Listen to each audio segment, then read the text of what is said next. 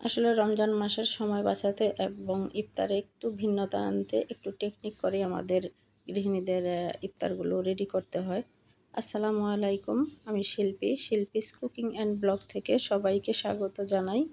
কাছে দূরে যে যেখান থেকে ভিডিওটি দেখছেন আশা করি ভালো আছেন। আলহামদুলিল্লাহ, আমরাও ভালো আছি। প্রায় বেশ কয়েকদিন পর একটা ভিডিও আপনাদের সঙ্গে শেয়ার করতে যাচ্ছি, আশা করছি আপনাদের ভালো লাগবে। আসলে ব্যস্ততার কারণে অনেক দিন ধরেই সেভাবে আপনাদের সঙ্গে ঘরের কোনো কাজকর্ম শেয়ার করতে পারি না। তাই হয়তো আপনাদের থেকে অনেকটাই দূরে সরে গেছি, অনেকেই হয়তো ভুলেও গেছেন। আসলে কিছু করারও নেই, যেহেতু আমরা গৃহিণী, আমাদের প্রথম ধর্মই হচ্ছে সংসারটা গুছিয়ে করা। আর আপনার সংসারে বা আপনার পরিবারে যে সদস্যগুলো আছে তাদেরকে বেশি প্রাধান্য দিতে হবে, তাদের সুবিধা অসুবিধাগুলোই বেশি দেখতে হবে। আমরা সব গৃহিণীরাই এরকম, নিজেদের সুবিধা অসুবিধার চেয়ে আমাদের পরিবারের অন্যান্য সদস্য, ছেলে মেয়ে, স্বামী সন্তান, এদের দিকেই বেশি মনোযোগ দিই বা এদের কথাটাই বেশি ভাবি বা ভাবতেও হয়। আর এগুলো ভাবতে গিয়ে নিজেদের অনেক চাওয়া পাওয়া বা অনেক কিছুই বিসর্জন দিতে হয়, অনেক কিছুকেই হাসি মুখে মেনে নিতে হয়, কিছু করার নেই। সময়ের সাথে সাথেই হয়তো বুঝতে পারবেন যে আসলে হঠাৎ করে আমি কেন এতটা ব্যস্ত হয়ে পড়েছি। যাই হোক, এখন আসি ভিডিও সংক্রান্ত কথায়। তো ভিডিওর শুরুতেই আমি বলেছিলাম যে একটু বুদ্ধি খাটিয়ে টেকনিক করে আমাদের গৃহিণীদের আসলে কাজগুলো করে নিতে হয়, এতে করে নিজেদেরই সময়টা বাঁচে। তো আমি যেটা করি যেদিন যেই আইটেমের ইফতারটা বানাই বাসার জন্য, সেদিন হচ্ছে একটু পরিমাণে বেশি করে বানাই, যাতে এটা ফ্রোজেন করে আবার পরবর্তী অন্য কোনো একদিন চালিয়ে নিতে পারি।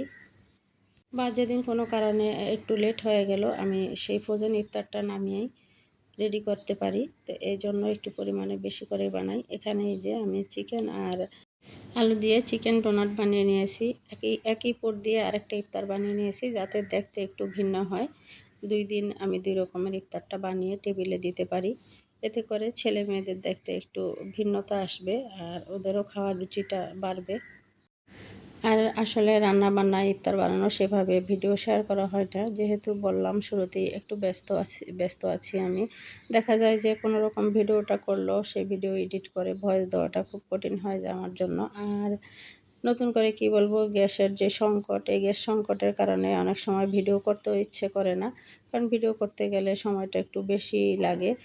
তখন মনে হয় যে না, ভিডিও না করে আগেই রান্নাবান্নাটা সেরে নেই। ভিডিও করতে গেলে হয়তো সময় মতো ইফতারটা বানাতে পারবো না, রান্নাবান্না শেষ হবে না। আর যেহেতু প্রচণ্ড রকমের গ্যাস সংকটে আছি, তাই দেখা যায় বেশিরভাগ সময়ই ইলেকট্রিক চুলায় রান্নাবান্না এবং ইফতার বানানো হয় তো সেক্ষেত্রে দেখা যায় এই জন্য অলসতা করে ভিডিও করা হয় না। আর তাছাড়া আমার রোজাইন সাহেব তো আসেনি, যারা আমার পুরনো ভিউয়ার্স তারা তো জানেনই, আমার নাতি আছে, তো ওনাকে দেখা যায় আমাকেই বেশি দেখাশোনা করতে হয়। আর বিশেষ করে যারা নানি তারা তো জানেনই নানিদের কতটা দায়িত্ব, আর দায়িত্ব না, এটা আসলে ভালোবাসাও বটে। ইনি যতক্ষণ সজাগ থাকবেন মনে হয় যেন একটা মুহূর্ত উনি আমাকে ছাড়া কিছু ভাবতে পারেন না, এরকম। যাই হোক, এখানে আমি কিছু সিঙ্গারাও বানিয়ে নিয়েছি, আর এগুলো আমি এখন ফ্রোজেন করে রেখে দিব। আর সিঙ্গারাগুলো আমি কলিজা দিয়ে বানিয়েছি, কলিজা সিঙ্গারা। আর সেই সাথে কিছু মোমোজও বানিয়েছি। আর এই তো পুলি পিঠা, এটা নারিকেল দিয়ে মিষ্টি পুলি পিঠা বানিয়েছি। যেহেতু রমজান মাস, তো সব রকমের আইটেমই দেখা যায় একটু ঝাল ঝাল থাকে, তো যদি কখনো ইচ্ছা হয় তাই গুড় আর নারিকেল দিয়ে মিষ্টি পুলি পিঠা বানিয়ে রাখলাম। আর এই ফ্রোজেন ইফতারগুলো আমি যেদিন বানিয়েছি সেদিন কিন্তু আমার প্রয়োজন মতো আমি ভেজে, আর বাকি যে বাড়তি ইফতারগুলো এগুলো আমি এভাবেই ফ্রোজেন করে রেখে দিলাম। আর এই ভিডিওটুকু আমার অন্য একদিনের।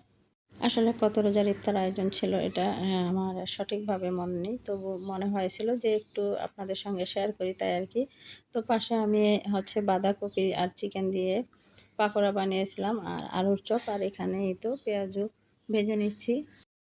তো এই তো এখান থেকে আমি আজকের ভিডিওটা শেষ করছি। দেখা হবে অন্য দিন অন্য কোনো ভিডিও নিয়ে। আল্লাহ হাফেজ, আসসালামু আলাইকুম।